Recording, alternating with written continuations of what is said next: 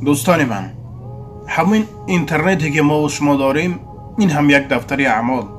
امروزها بسیارند مردهایی که کمتر شیطان شده به نام دختر یک صحفه میکشند و هستند دخترهایی که شیطانوار به صحفه اون خواهرانی که در ساحه قرآن کریم میخوانند و قرائت‌های کوتاه خود را برای فقط دوستان و خواهران خودشان میگذارند، به صحفه اونها آبانه شده و از اونها نوارهای قرائت قرآن را دزدیده در دیگر سامانه ها پهن میکنند به خاطر پدپیشگو، به خاطر اون پرسماتر.